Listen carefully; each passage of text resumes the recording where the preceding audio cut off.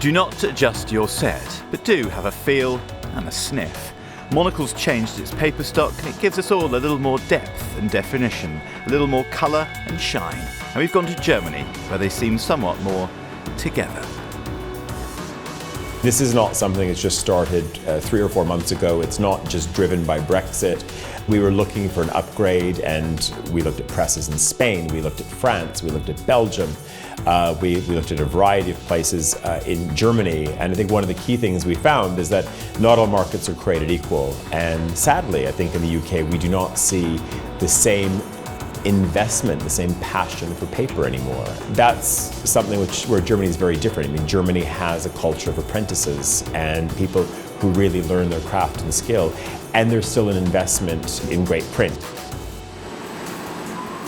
And this is the rush and clatter of the sound of that investment, a well-oiled printing machine just outside of Hamburg. To be quite honest, Monocle has been on my personal wish list for, I don't know, at least 6, 7, 8 years or so. And I believe it's one of the longest acquisition periods that we ever had. But apart from that, it really fits exactly into that what we're doing at Neef and Stumme. In terms of the run, in terms of the paper grades that are used, in terms of the complexity, which maybe shocks other people, we like it. It fits very well into our setup.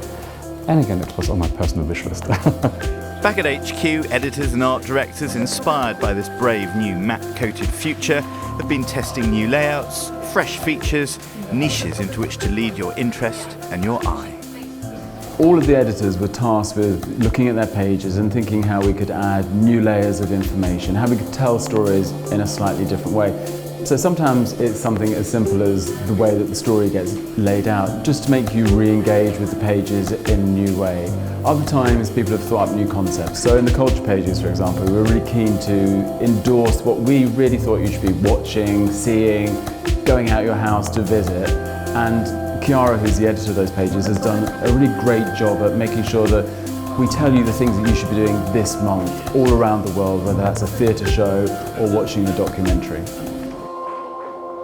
And the affairs section sung too, with an epic on those in-demand ships, icebreakers. Look at the sun on the snow, the shadow in the cabins, and these fresh layouts that breathe like cool Arctic air. Our fashion pages have even more depth and dazzle too. Profiles got colourful, man, even slippers looked cool.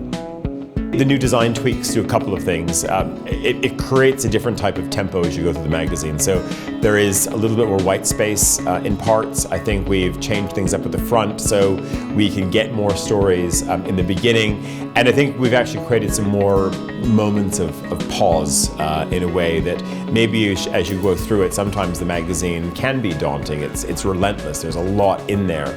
So I think pictorially, and I would say maybe that's the most interesting area, for the photo desk, I think they have a new opportunity to tell stories photographically in a fresh and different way. And we believe the cover is fresh and different too. Our friend Matthias from Kaunas sharpened his pencils to give us a pencil-sharp, spring-ready look. For this issue, we decided to have an illustrated cover once again. It's something that's really emblematic of Monocle, and so this was a chance for us not to kind of be dramatically different, but actually to underline, again, these principles are not changing. We believe in the world of illustration, and we believe in making great magazines. So it comes back to the very early days of Monocle, those first discussions. Let's make a magazine that celebrates the craft of printing, the craft of journalism, the craft of illustration, and make sure that photographers and writers and readers all feel part of something that's unique, tactile, special and collectible.